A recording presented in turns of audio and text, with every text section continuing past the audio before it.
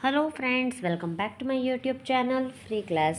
આજે આપણે ધોરણ 6ની સ્વાધ્યાયન પોથીમાં ભાગ 4 જેનો વિષય છે વિજ્ઞાન અને તેમાં આજે છઠ્ઠું ચેપ્ટર છે યુનિટ સજીવોના લક્ષણો અને નિવાસસ્થાન જોઈશી.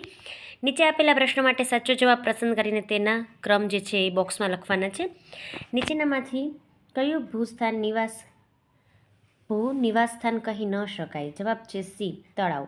બીજું છે વનસ્પતિમાં શ્વસન માટે નીચેનામાંથી કયું વિધાન જે છે એ સાચું છે? જવાબ છે સી. તેમાં શ્વસન દિવસ અને રાત્રિ બંને સમયગાળા દરમિયાન થાય છે. ત્યાર પછી ત્રીજું આપેલું છે નીચેના પૈકી શામાંથી નવો સજીવ ઉત્પન્ન થતો નથી? જેનો જવાબ છે બી, આંબાનું મૂળ. ઉત્સર્જન માટે નીચેનામાંથી કયું વિધાન સાચું નથી? જવાબ છે એ, વનસ્પતિમાં ઉત્સર્જન થાય છે. તે સાચું નથી. ત્યાર પછી પાંચમું જોઈએ. બુઝો એક અજાણ્યા સ્થળે જાય છે. તેના પર્ણો ત્યાં એને નાના અને ઓછા હોય તેવી કેટલીક, તો પર્ણો જ ન હોય તેવી પણ કાંટાળી વનસ્પતિ જોવા મળે છે. તો તે કયા પ્રકારના વિસ્તારમાં ગયો હશે? તો કે જવાબ છે સી, તે રણ વિસ્તારમાં ગયો હશે. ત્યાર પછી પેજ નંબર 36 જોઈ લઈએ. તમે જોયા હોય તેવા સજીવોના નામ લખવાના છે. તો મેં જે છે એ જોયેલા છે મેં લખ્યા છે ગાય, ભેંસ, બકરી, બિલાડી, બળદ, કૂતરો, મોર, પોપટ, બગલો વગેરે. ત્યાર પછી બીજું છે ઉત્તેજના પ્રત્યે પ્રતિચાર આપતી વનસ્પતિના નામ લખવાના છે. જેમાં લજામણીનો છોડ આપણે કહીએ છીએ એટલે લજામણી, સૂર્યમુખી, ટ્યુલિપ, કમળ, રાતરાણી વગેરે છે. ત્યાર પછી ત્રીજો સવાલ જોઈ લઈએ. વનસ્પતિને ઉગવા અને યોગ્ય વિકાસ માટે કયા કયા અજૈવિક ઘટકોની જરૂર પડે છે? તો તેના માટે તેને પાણી, માટી, ખાતર, હવા, ભેજ, ભૂમિ, સૂર્યપ્રકાશ વગેરે જેવા અજૈવિક ઘટકોની જરૂર પડે છે. ત્યાર પછી જોઈ લઈએ વર્ગીકરણ કરો. સજીવોનું નિવાસસ્થાનના આધારે વર્ગીકરણ કરવાનું છે. જંગલમાં રહેતા એટલે કે જંગલી પ્રાણીઓ, રણમાં રહેતા પ્રાણીઓ અને પાણીમાં રહેતા જે છે એ પ્રાણીઓ અથવા વનસ્પતિઓ. અહીં જંગલમાં આપ્યું છે વાઘ, ચિત્તો, શિયાળ, સાલ, સાગ અને સીસમ. આ 3 વૃક્ષો એ જંગલમાં જોવા મળે. રણની અંદર ઊંટ અને ઘુડખર હોય છે. જ્યારે પાણીમાં માછલી, ક્રેબ એટલે કે કરચલો, પોયણું, કમળ અને સિંગોડા. તે પાણીમાં થાય છે વનસ્પતિ અને ઉપર આપેલા સજીવો પાણીમાં રહે છે. ત્યાર પછી જોઈ લઈએ. તમે જોઈ હોય કે નામ સાંભળ્યા હોય તેવી વનસ્પતિના નામની યાદી બનાવવાની છે. આ યાદી જે છે એ વનસ્પતિઓને તેના નિવાસસ્થાન પ્રમાણે અલગ અલગ તારવવાની છે. તો પેલું જે છે એ ભૂનિવાસની વનસ્પતિ અને બીજું જલીય વનસ્પતિ. ભૂનિવાસમાં કયા આવે? તો કે સાગ, સાલ, સીસમ, આંબો, વડલો, પીપળો, રાયણ વગેરે. અને જલીયમાં આવે કમળ, સિંગોડા, પોયણું વગેરે. ત્યાર પછી તફાવત આપેલા છે જૈવિક ઘટકો અને અજૈવિક ઘટકો. જૈવિક ઘટકો, જે વસ્તુઓ જીવંત છે તેને જૈવિક ઘટકો કહેવાય. જે જીવંત છે તેમજ શ્વાસ લે છે તે બધા જૈવિક ઘટકો છે. અને જે વસ્તુઓ નિર્જીવ છે અને શ્વાસ નથી લેતી તે બધા અજૈવિક ઘટકો છે. બંનેના અહીં ઉદાહરણ આપેલા છે જે તમે જોઈને લખી શકો છો. મિત્રો, તમારા ધોરણના વિડીયો જોવા માટે ચેનલને લાઇક, શેર અને સબસ્ક્રાઈબ કરવાનું ભૂલશો નહીં. ધોરણ 6ની સ્વાધ્યાય પોથી ભાગ 1, 2, 3, 4 મૂકેલા છે. તેમજ પ્રોજેક્ટ પ્રવૃત્તિ બુક પણ અહીં આપેલી છે.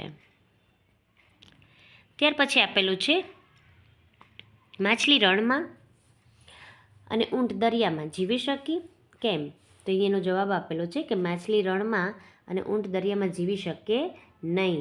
કારણ કે માછલી જે છે તે દરિયામાં રહેવાના તમામ અનુકૂલનો ધરાવે છે, જ્યારે ઊંટ જે છે એ રણમાં રહેવાના અનુકૂલનો ધરાવે છે. બીજો સવાલ છે પર્વતીય વિસ્તારમાં થતા વૃક્ષો સામાન્ય રીતે શંકુ આકારના હોય છે તથા ડાળીઓ ઢળતી હોય છે. તો તેનો જવાબ છે પર્વતીય વિસ્તારમાં ખૂબ બરફ પડે છે. જો વૃક્ષ સીધા અને ફેલાયેલા હોય તો બરફ ડાળીઓ પર પડ્યો રહે અને ડાળી જે છે એ તૂટવાની સંભાવના રહે છે. આથી વૃક્ષો શંકુ આકારના હોય છે જેથી બરફ જે છે એ લસરીને નીચે પડી જાય છે. ત્યાર પછી ત્રીજું કારણ આપેલું છે માછલી પાણીમાં જીવન ટકાવી રાખવા માટે કયા કયા અનુકૂલનો ધરાવે છે? તો કે માછલીનો આકાર જે છે એ બંને તરફથી કેવો છે? તો કે સાંકડો છે અને વચ્ચેથી પોળો છે. એટલે આવા હોડી જેવા આકાર અને ધારારેખીય આકાર કહેવામાં આવે છે. અને આવા આકારના કારણે તેને તરવામાં સરળતા રહે છે. ત્યાર પછી ચોથું કારણ જોઈ લઈએ. બુઝોએ વનસ્પતિ જોઈ ત્યારે તેને થયું કે આ વનસ્પતિ આપણી જેમ મોં વડે કશું ખાતી નથી કે તેને મોં પણ નથી, તો પછી વનસ્પતિ સજીવ કહેવાય કે નિર્જીવ? જેનો જવાબ મેં આપેલો છે, તમે જોઈને લખી શકો છો.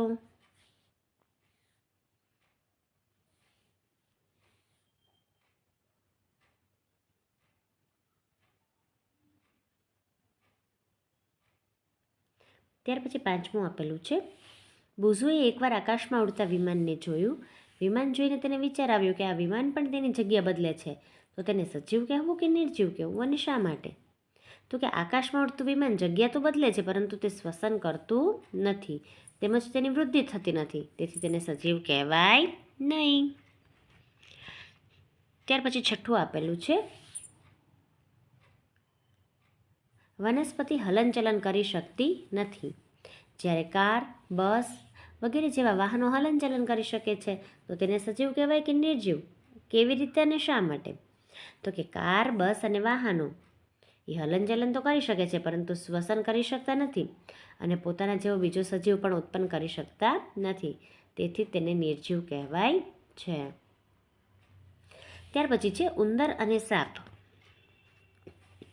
રણની રેતીમાં શા માટે ખૂબ જ ઊંડે દર બનાવીને રહે છે? તો કે રણ પ્રદેશની અંદર સૂર્યપ્રકાશ વધુ પડવાને કારણે રણની રેતીનો ઉપલો ભાગ હંમેશા ખૂબ ગરમ રહે. વળી હવાના કારણે આ ભાગનું સ્થળાંતર પણ વધુ થાય, તેથી ઉંદર અને સાપ જે છે તે ઊંડે ગરમીથી બચવા માટે રહે છે. ત્યાર પછીનો પ્રશ્ન 8 જોઈ લઈએ. રણ વિસ્તારમાં ટકી રહેવા માટે વનસ્પતિઓ કઈ કઈ વિશેષતાઓ ધરાવે છે અને શા માટે? તો કે રણ વિસ્તારમાં ટકી રહેવા વનસ્પતિઓ પર્ણનું કંટકમાં રૂપાંતર કરે છે, જેથી બાષ્પોત્સર્જનની ક્રિયા દ્વારા ઓછું પાણી જે છે એ ગુમાવાય છે. આવી વનસ્પતિના પર્ણ નાના અને ઓછા હોય છે અને પ્રકાંડની શાખાઓ જાડી અને લીલી હોય છે. ત્યાર પછી પ્રશ્ન 6 જોઈ લઈએ, જેમાં પહેલું છે થોર એ રણમાં ઉગતી વનસ્પતિ છે. તેને પર્ણ હોતા નથી અને તે પોતાનો ખોરાક જાતે કેવી રીતે બનાવતા હશે તે સમજાવો. બાળકો, એ મારાથી એક ભૂલ થઈ ગઈ છે કે મેં જે છે પહેલાંનો જવાબ જે છે એ અહીંયા લખેલો છે બીજામાં, એટલે બીજાનો જવાબ પહેલાંમાં અને પહેલાંનો જવાબ જે છે એ તમારે બીજામાં લખવાનો છે. તો પેલો જે થોરવાળો સવાલ આપેલો છે એનો જવાબ આપણે અહીંયાથી જોઈને લખી લઈએ કે થોરના પર્ણ નાના અને ઓછા હોય છે. પર્ણનું કંટકમાં રૂપાંતર થાય છે અને પ્રકાંડની શાખાઓ જાડી અને લીલી હોય છે, જેના દ્વારા તે પ્રકાશ સંશ્લેષણની ક્રિયા કરે છે. તેના માંસલ અને દળદાર પ્રકાંડમાં ખોરાક અને પાણીનો સંગ્રહ થાય છે. આ પહેલાંનો જવાબ છે. ત્યાર પછી તમે પોતે સજીવ છો, તો તમારે તે જેવી કઈ લાક્ષણિકતાઓ છે કે જે તમને નિર્જીવથી જુદા તારવે છે? અહીંયા જે છે એ આ બીજાનો જવાબ આપેલો છે. તો કે સજીવ કોને કહેવાય? કે જેને ખોરાકની જરૂર હોય, તે વૃદ્ધિ પામે, તે મૃત્યુ પામે, તે શ્વસન કરે, હલનચલન કરી શકે, ઉત્સર્જન કરી શકે, પ્રજનન કરીને પોતાના જેવો બીજો સજીવ ઉત્પન્ન કરી શકે. આ બધી વસ્તુ જે છે એ નિર્જીવ પદાર્થોમાં હોતી નથી. નિર્જીવ જે છે એ પોતાના જેવો બીજો સજીવ ઉત્પન્ન ન કરી શકે, શ્વાસ લઈ ન શકે, હલીચલી ન શકે, મૃત્યુ પામી ન શકે, આવું બધું ન થાય. એટલા માટે આપણે જે છે એ નિર્જીવથી અલગ તરવાય છીએ. વનસ્પતિ પ્રજનન કરે છે, સમજાવો. તમે જોઈને લખી શકો છો. આ ત્રીજાનો જવાબ છે.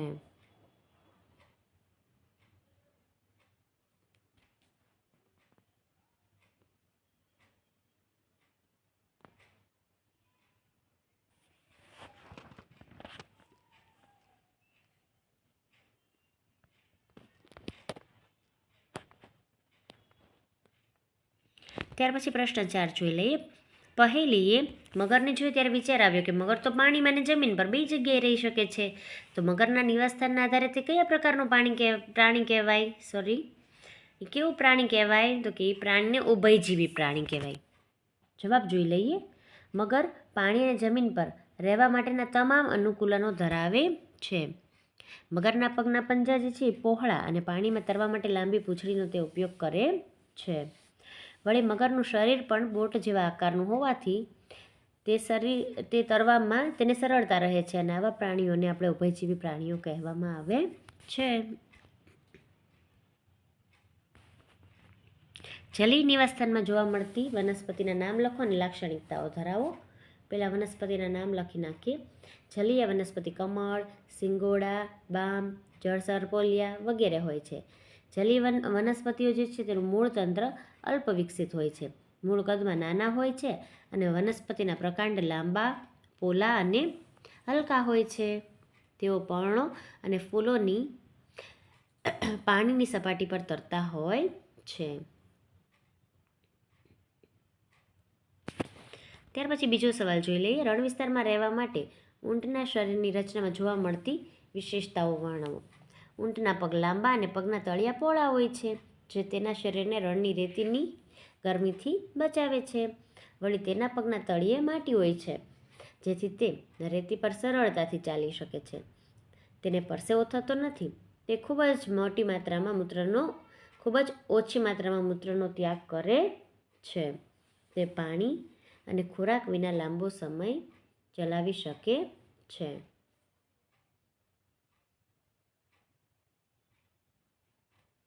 ત્યાર પછી ત્રીજો સવાલ જોઈ લઈએ. પર્વતીય વિસ્તારમાં રહેતા પ્રાણી ત્યાંની પરિસ્થિતિ સામે ટકી રહેવા કયા કયા અનુકૂલનો ધરાવે છે વર્ણવો. તો કે ઠંડીથી રક્ષણ મેળવવા તેમની ચામડી જાડી અને રૂંવાટી ધરાવે છે. જેમ કે યાકને લાંબા વાળ હોય છે, જેથી તેનું શરીર ગરમ રહે છે. પર્વતીય બકરીઓ જે છે તે મજબૂત ખડીઓ ધરાવતી હોય છે, જેથી તે ખડકાળ ઢાળ પર પણ દોડી શકે છે. ત્યાર પછી જોઈ લઈએ. તમારી શાળામાં મેદાન કે બગીચાની મુલાકાત લ્યો અને ત્યાં સજીવ અને નિર્જીવ પદાર્થો જે હોય તેની યાદી બનાવવાની છે. એ તમારે જાતે કરવાનું છે. તમે જોયેલા જે છે તમારા શાળા, મેદાન કે બગીચાની મુલાકાતમાં સજીવ નિર્જીવ પદાર્થો. મેં અહીંયા યાદી બનાવેલી છે, જે તમે જોઈને લખી શકો છો. ત્યાર પછી પ્રોજેક્ટ વર્ક આપેલું છે. સામયિકો અને સમાચાર પત્રોમાંથી જુદા જુદા નિવાસ સ્થાનોના પ્રાણીઓ અને વનસ્પતિના ચિત્ર મેળવવાના છે અને યોગ્ય વિભાગમાં નિવાસસ્થાન મુજબ જે છે ચોંટાડવાના છે. મેં જમીન પર રહેતા, પાણીમાં રહેતા અને રણ વિસ્તારમાં રહેતા, તેવી રીતે અલગ અલગ નિવાસસ્થાન પ્રમાણેના જે છે એ પ્રાણી, પક્ષી કે વનસ્પતિ અહીંયા આપેલા છે. તમે જોઈને દોરી શકો છો અથવા તો આવા 3 કોષ્ટક બનાવીને નામ પણ લખી શકો છો.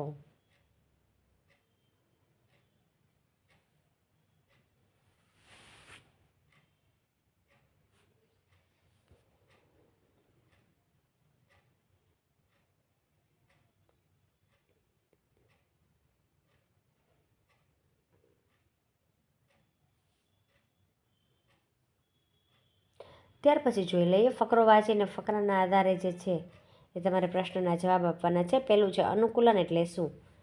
પહેલાંનો જવાબ આવશે સી. અહીંયા સી લખવાનો છે કે ચોક્કસ લક્ષણો કે આદતોની હાજરી જે સજીવોને તેમના વિસ્તારમાં કુદરતી રીતે જીવવા સક્ષમ બનાવે છે. શું પરિસ્થિતિકીય અનુકૂલન અને અનુકૂલન બંને એક જ કહેવાય? શા માટે? તો જે જવાબ છે તેનો ના. બંને એક ના કહેવાય. અનુકૂલન કોને કહેવાય અને પરિસ્થિતિકીય અનુકૂલન કોને કહેવાય? જે બંને મેં અહીં આપેલું છે, તમે જોઈને લખી શકો છો.